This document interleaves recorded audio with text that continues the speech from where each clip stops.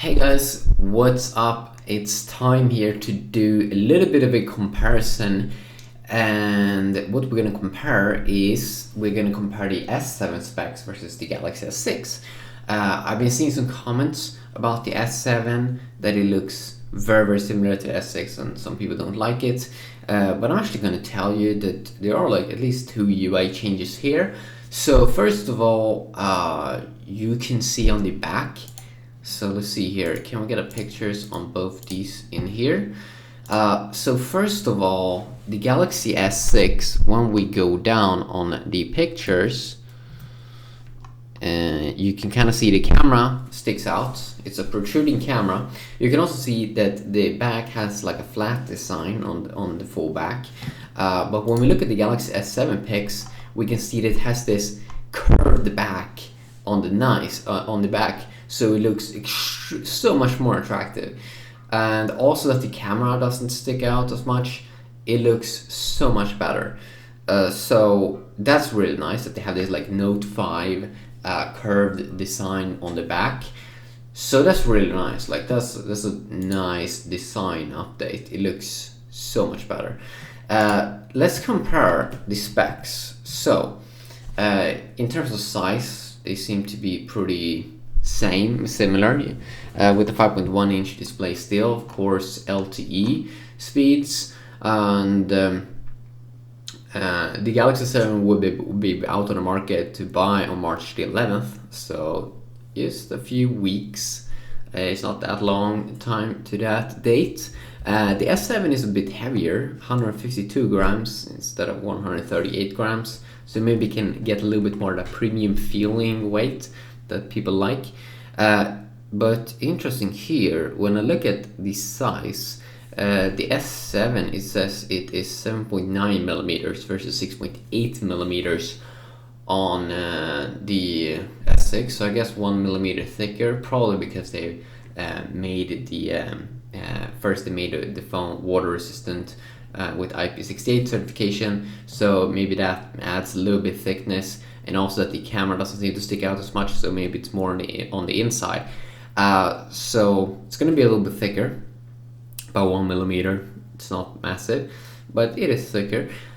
Corning Gorilla Glass, it looks like they're going to bump up the glass protection to Gorilla Glass 5 instead of Gorilla Glass 4.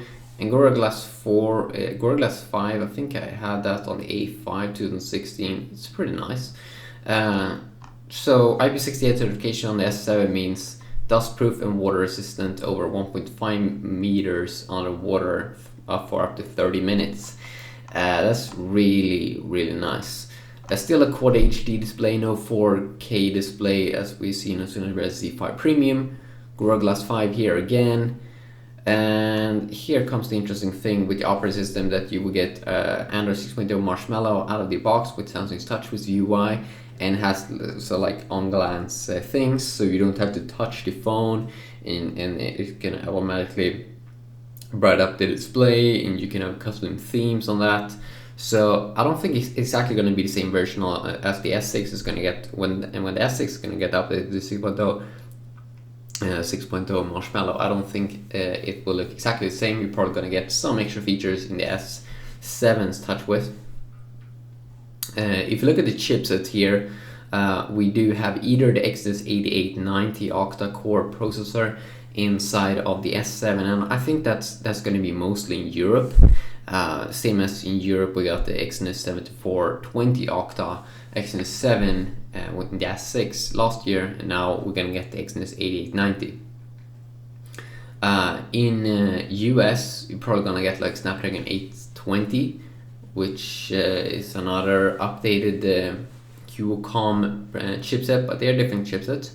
And if we move down here, if you live in US, you're probably gonna get the S7 Adreno 530 GPU versus Europe, probably gonna get mostly the Mali-T 880 MP12 GPU alongside Exynos 8. Compare that to the S6 that had a Mali-T 760, so I'm not quite sure the upgrade, but MP12 sounds better than MP8, so I guess for gaming it will be way better. And here's the interesting thing with that you get a card slot inside of the S7, so up to 200 gigabytes extra storage, something you couldn't get on the S6. That's a big thing there. Upgrading also RAM a little bit from 3 GB to 4 GB of RAM. Not quite sure if that's going to make a difference. Hopefully multitasking, they will fix the RAM issues that the S6 had. And this can be interesting. 16 megapixel going down to a 12 megapixel camera, but it's a dual pixel camera, and the aperture is f1.7. The lower the better, compared to f1.9 that you got on the S6. So a little bit better, brighter camera should be. And I mean, I compare my Note 4's camera versus my S6 Edge, and I love my S6 Edge camera more. So I really enjoy when Samsung updates the camera. I mean, I can clearly see a massive difference between Note 4 pics, and I really love my Note 4 camera, but the S6 Edge camera is just so much better. So it's nice that they are gonna bump it up even one more time here to hopefully a better camera, even though it is less pixels, so hopefully that won't damage the experience too much. Still 5 megapixel front-facing camera. And then we do have some interesting things here. If we go down, still USB 2.0 USB port, so you should be able to use your S6 charger in the S7. Fast charging, so it looks like they bumped up to now faster battery charging, 83% in 30 minutes. Quick charge 3.0. It sounds like it can be a little bit faster to charge. I think the S6 had 75% in 30 minutes something. And then comes very interesting here, 3000 milliamp battery instead of just 2550 milliamp battery that you got in the S6. So very nice battery update there for 1mm extra thickness phone. And then also, of course, that you get the 150 gigabyte cloud storage with OneDrive. You got that in S6 as well. But that battery update and the camera will be interesting, and the water resistance, of course, and some of the design improvements on the back. So yeah, I mean, I'm very happy, and when I look at the specs and everything, it looks like an upgraded phone. It looks very interesting. So are you looking forward to this phone? I definitely think that it can be a nice upgrade actually from the S6 if you do have the money. So March 11th, I'm gonna see when I can get access to this device, but hopefully it will be March, and oh boy, it will be interesting.